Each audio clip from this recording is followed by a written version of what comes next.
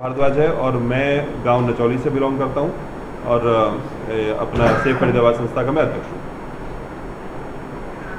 देखिए, विषय आज एक गंभीर विषय के उसमें हम लोग लेकर आए हैं। ये आपको पता होगा, शायद फरीदाबाद का सबसे बड़ा धरना ये हम लोग चला रहे हैं, सबसे बड़ा विरोध प्रदर्शन। आज 58वां दिन है। आज हमारी माताएं बुजुर्ग आज 58वें दिन भी हमारे वहाँ पर कूड़े का जहाँ पर स्थान है वो देखा हुआ, वहाँ पर बैठी हुई हैं और आप में से काफ़ी साथी वहाँ पर आते भी हैं। बड़ी विषम परिस्थितियों में भी, गर्मी में भी मैं देखता हूँ सभी साथी वहाँ पर पहुँचते हैं और हमारी आवाज़ को कवर करते हैं वहाँ पर आकर। तो आज 58वां दिन है, लेकिन मुझे बड़े दुख के साथ कहना पड़ रहा है कि सरकार ने अभी तक हमारी कोई सुनवाई नहीं करी है।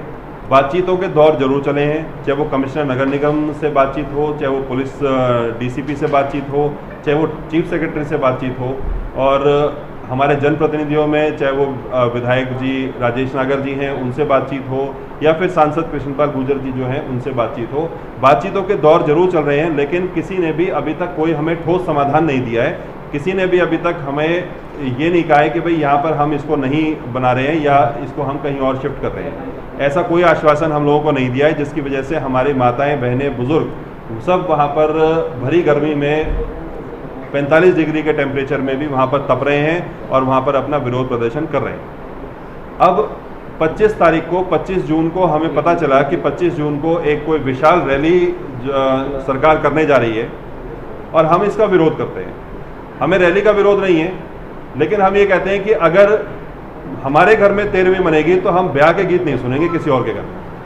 जबकि यही वो जनता है जिसने इन नेताओं को भारी भरकम मार्जिन से जिताकर भेजा, इनको मंत्री बनाकर भेजा, इनको बड़े बड़े पदों पर आसीन करवाया, इनको सत्ताधीश बनाया। लेकिन बदले में हम लोगों को क्या मिला?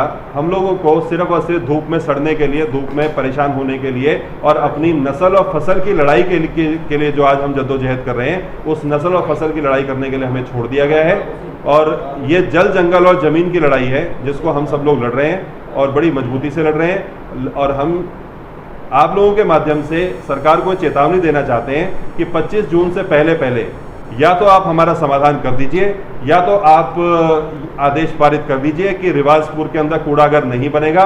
और अगर ऐसा आप नहीं कर पाते हैं 25 जून से पहले तो 25 जून को आपकी रैली का हम मुखर होकर इसका विरोध करेंगे और 16 गांव तो कम से कम इसके अंदर जो है पार्टिसिपेट करेंगे आपके विरोध में। और आप जगह जगह जहां पर निमंत्रण देते घूम रहे हो, तो वहां पर हमारी भी टीमें गांव में जाएंगी और हमारी टीमें भाईचारे के का हवाला देते हुए इन जो गांव हैं उनमें से किसी भी व्यक्ति को उस रैली में जाने से रोकेंगे और आपकी रैली में हमारे गाँव में से कोई लोग नहीं जाएंगे।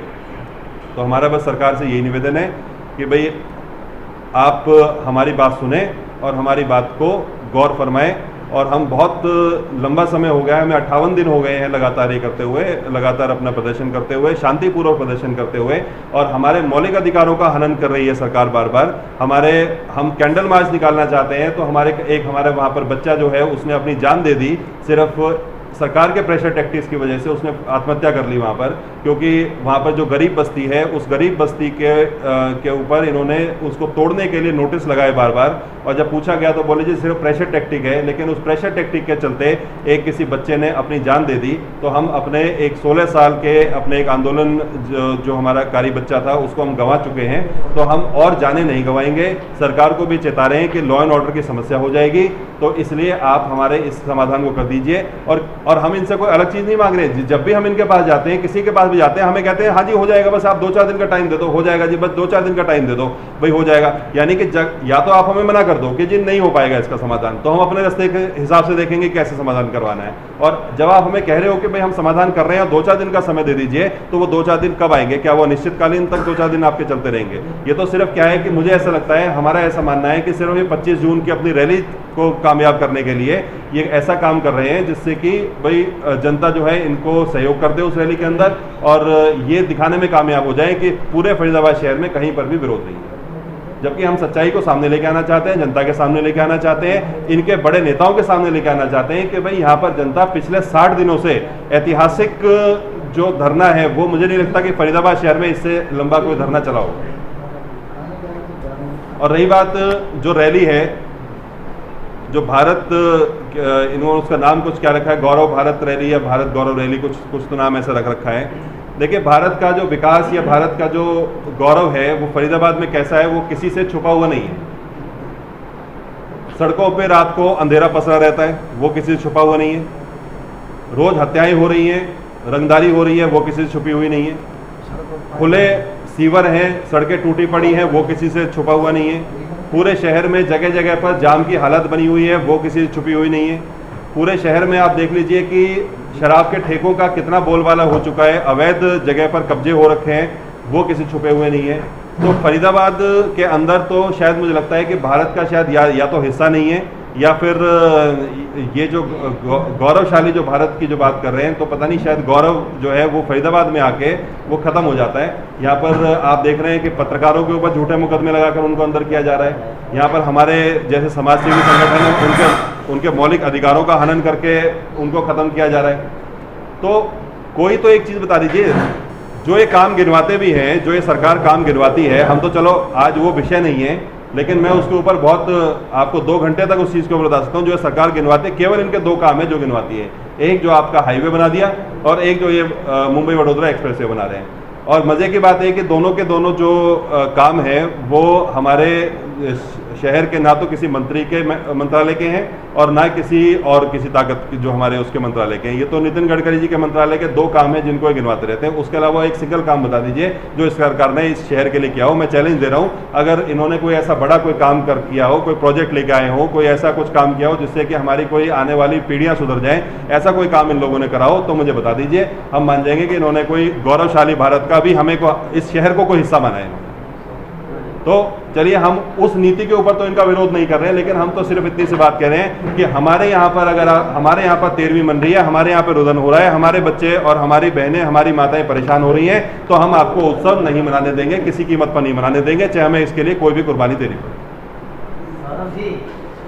58 दिन आज प्रवेश कर लिया आपने अपना प्रदर्शन को लेकर, पूरा धरती विरोध जी। आपकी जानकारी के लिए बता दो कि यहाँ के राज्य मंत्री ने बड़े स्पष्ट तौर से कह दिया है कि आप 65 गाँव इकट्ठे कर लो, 140 गाँव इकट्ठे कर लो, लेकिन पूरा घर वही बने। उसके बावजूद उन्होंने आपकी कमिश्नर साहब से 3 बार मीटिंग करा दी, जिसमें आपकी मैंने जो आपने कमेटी बनाई है वहाँ पर रिवाजपुर में, उन्होंने 5 दिन का समय मांगा, 5 दिन के बाद फिर 2 दिन का समय मांगा कि भैया आपका जवाब क्या है, लेकिन आप उन्हें जवाब नहीं दे पाए, इसीलिए मामला अधर में अटका हुआ है। और दूसरा, पूरी 9 की 9 विधानसभाओं में कूड़ा घर बनेगा, चाहे वो पड़तल है, NIT है या आपके तिगाव, सब में बनेगा, तो फिर विरोध किस बात का? चलिए ठीक है जी, मैं इसका जवाब आपको देता हूँ जी। आपने सुरेश जी ने 3 बातें पूछी हैं, मैं तीनों का एक एक करके जवाब दे देता हूँ। पहली बात तो आपने कहा कि मंत्री जी ने हमारी कमिश्नर से मीटिंग कराई। बिल्कुल गलत, मंत्री जी ने हमारी कोई कमिश्नर से मीटिंग नहीं कराई। ये तो जब पुलिस और जनता का टकराव होने लगा आपस में, हम DCP मैडम से मिले, हमने कहा जी देखो हम टकराव नहीं चाहते। तो DCP मैडम ने कहा कि भाई देखो हमारे पास आदेश हैं और हमें यहाँ पर इसकी पैमाइश करवानी है। तो हमने उनसे बोला जी आप हमारी कोई एक डायलॉग तो इस्टेब्लिश कराओ, हमसे तो कोई प्रशासन बात नहीं कर रहा है।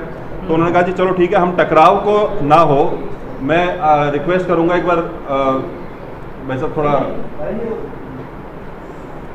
तो ये बोला गया हमें कि भाई ठीक है, हम इसके लिए भाई आपकी जो कोई बात है तो कमिश्नर साहब के पास रखो, उनकी जो बात है आप सुन लो। तो इसलिए हमें कमिश्नर साहब से पहली मीटिंग कराई गई।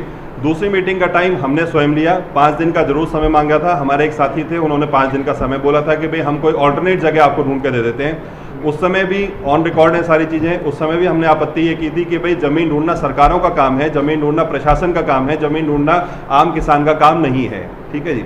दूसरी बात यह है कि तो इसलिए एक तो आपकी पहली बात का जवाब हो गया। दूसरी बात यह है कि भाई मामला हमारी वजह से अधर में नहीं लटका हुआ है, और जो आप कह रहे हो कि बाकी सभी विधानसभाओं में बन रहा है, किसी भी विधानसभा में कोई काम नहीं शुरू हुआ है अभी तक। आप जाकर मुआयना भी कर सकते हैं इसके अंदर, और सिर्फ आप समझिए कि ज़मीन हमारी ही ज़मीन लेने के उसमें है, और बाकी कहीं पर इन्होंने हो सकता है ज़मीन एक्वायर कर लियो, लेकिन काम नहीं शुरू हुआ। तीसरी बात, सबसे महत्वपूर्ण बात, देखिए हम ये नहीं कह रहे हैं कि हमारी विधानसभा में कूड़ाघर मत बनाओ, हमारा कूड़ाघर से विरोध नहीं है। हम ये कह रहे हैं कि जिस जगह पर ये बना रहे हैं वो जगह कूड़ाघर बनाने के लिए उचित जगह नहीं है। ये कुछ ऐसी बात हो गई जैसे मान लीजिए कि आपका कोई तीर्थ स्थान है, जो कहीं पर आप लोग तीर्थ करने जाते हो और वहां पर कोई कहे जी मैं यहाँ पर तो जो है ना एक या तो मैं कसाई खाना खोलूंगा वहां पर, या मैं वहां पर कोई शराब का अड्डा खोलूंगा या जुए का अड्डा खोलूंगा, तो आपका नैतिक विरोध होगा ना उसके ऊपर। तो इसी तरीके से हमारे पास इसके कुछ क्या है कि जहां पर भी ये डंपिंग यार्ड बनाते हैं उसके 16 नॉर्म्स दे रखे हैं। 16 नॉर्म्स जो हैं वो मैं आपको कॉपी भी मेल कर दूंगा आपको जिसको चाहिए। There are 16 norms. 16 नॉर्म्स किसने दे रखे हैं? सेंट्रल पोल्यूशन कंट्रोल बोर्ड ने नॉर्म्स दे रखे हैं, स्टेट पोल्यूशन कंट्रोल बोर्ड ने नॉर्म दे रखे हैं, और केंद्र की सुप्रीम कोर्ट के गाइडेंस के बाद एक कमेटी बनी थी जिसने MSW municipal solid waste management 2016 के कुछ रूल्स दिए थे कि किस रूल्स के तहत यहाँ पर सॉलिड वेस्ट मैनेजमेंट किया जा सकता है, जहाँ पर डंपिंग यार्ड बनाया जा सकता है।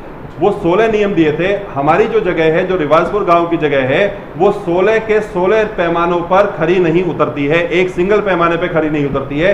केवल एक पैमाना है जिसके ऊपर वो खरी उतरती है, और वो पैमाना है कि ये जमीन नगर निगम की है, क्योंकि ये नगर निगम ने अभी हथियाली या फिर जो गांव इसमें आया, सिर्फ एक पैमाना तो है कि हाँ भाई जमीन नगर निगम की है, उसके अलावा कोई पैमाना नहीं है। 16 पैमाने में से मैं मोटे मोटे पैमाने गिनवा देता हूँ आपको कि सबसे पहली बात तो वो जगह जो डंपिंग यार्ड है वो किसी स्कूल कॉलेज इंस्टीट्यूशन के आसपास नहीं होनी चाहिए।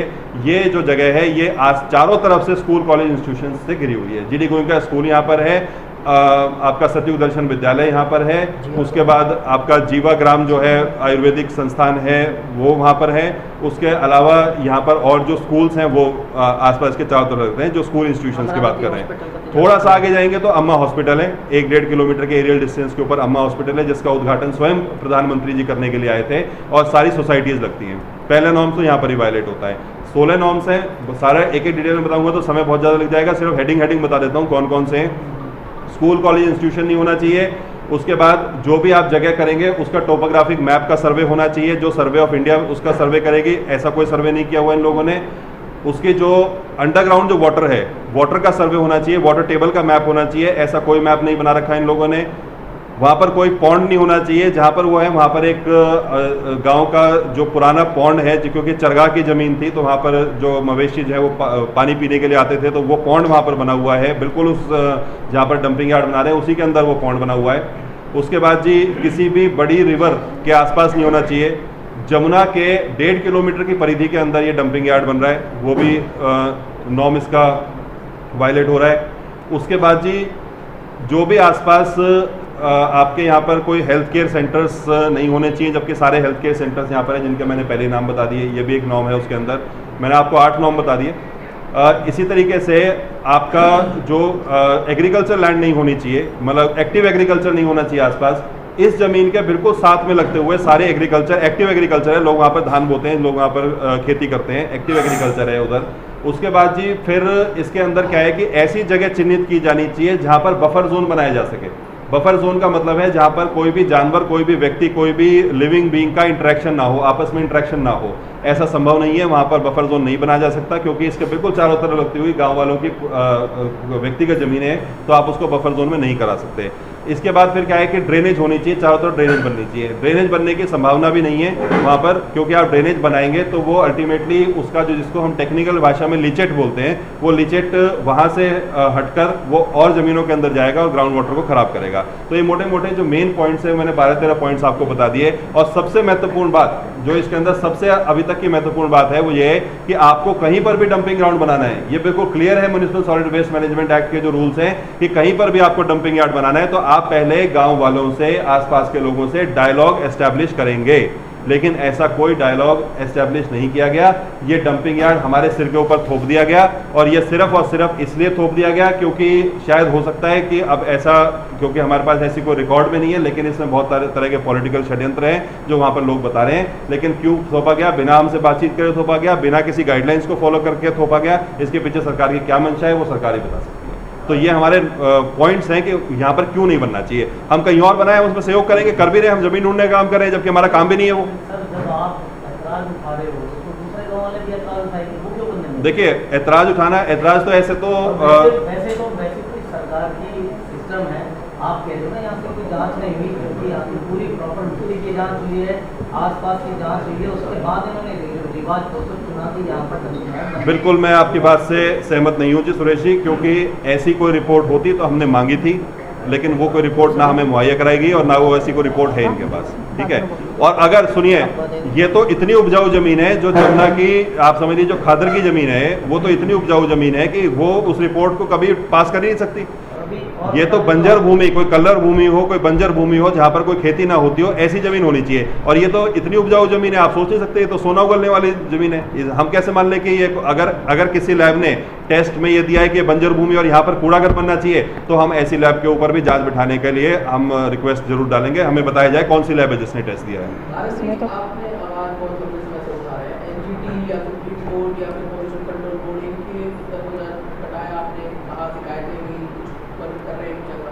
देखिए, हमने एनजीटी के अंदर एक मैटर डाला था, क्योंकि ये कनेक्टेड मैटर है। Poonam Yadav versus Eco Green का जो मैटर है, जो 2022 का केस है, उससे कनेक्टेड मैटर है ये। तो इसलिए हमें 1 अगस्त की डेट दे दी गई है, तो उसमें हमारी कोर्ट की कार्रवाई चल रही है। लेकिन क्या है कि हमारा जो पीड़ा है हमारी, वो पीड़ा ये है कि हमसे बिना पूछे हमारे जनप्रतिनिधियों ने इस चीज़ को अप्रूव कर दिया, जबकि अगर वो चाहते तो इस चीज़ को अप्रूव अगर नहीं करते तो यहाँ पर नहीं आता।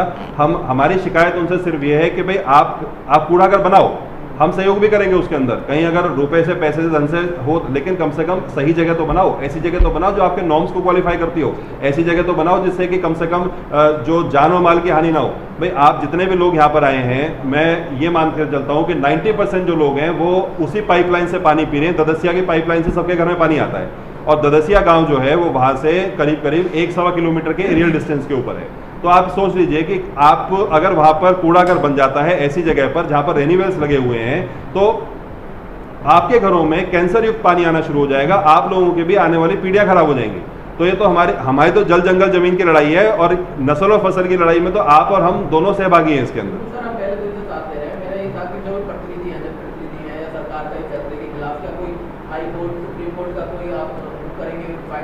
देखिए, हम बिल्कुल रुक करेंगे। पहले तो मैंने बताया कुछ साथियों ने एनजीटी में इनिशियल डेज में हम लोग गए थे, लेकिन उसमें हमारे जो केस था उसको कनेक्टेड मैटर मानते हुए साथ में उसकी सुनवाई जो है, अब वो शायद जैसे कोर्ट खोलेगा तो उस समय कोई डेट डली हुई है, एग्जैक्ट डेट मुझे याद नहीं है कब डली हुई है।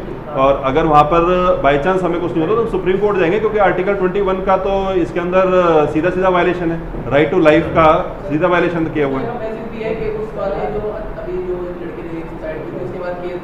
प्रदर्शन कमजोर हो गया है, अब जो चर्चा है वो बहुत ज्यादा प्रोटेस्ट बड़ा हो नहीं रहा है, तो क्या नहीं, ऐसा नहीं है। देखिए उसमें क्या है, प्रोटेस्ट बड़ा है छोटे वाली बात नहीं है। सिर्फ क्या हो रहा है कि जब वो हादसा हुआ, जब वो ट्रेजेडी हुई, तो सरकार के जो हमारे जनप्रतिनिधि हैं जो अभी तक बात नहीं कर रहे थे, उन लोगों ने कुछ डायलॉग एस्टैब्लिश करने की कोशिश की अपने कुछ लोगों से, जिन लोगों को वो कंफर्टेबल है उनके साथ उन्होंने डायलॉग एस्टैब्लिश करने की कोशिश की। तो वो थोड़ा सा ये करते रहे कि जी अब हो जाएगा, 2-4 दिन में हो जाएगा, 5 दिन में हो जाएगा। इन बातों को करते करते भी 20 से 22 दिन हो गए, ठीक है जी। तो हम सिर्फ इस वजह से धरना वो नहीं है, लेकिन हाँ ये कि अब क्योंकि छुट्टियां भी हैं, कुछ लोग अपने घर जा रहे हैं, कुछ ऐसे हैं, तो ऐसे करके वो क्रमिक के तरीके से हो रहा है। बाकी वैसे धरना कमजोर नहीं है जी, बिल्कुल भी कमजोर। तो 25 तारीख को जो है क्या रहेगा, 25 तारीख से पहले अगर आप देखिए 25 तारीख को हम लोग जो ये रैली हो रही है, जो भारत गौरवशाली, जो भी नाम है, आप लोगों को ज़्यादा जानकारी होगी, मुझे तो जानकारी है नहीं, इसका हम विरोध करेंगे जी।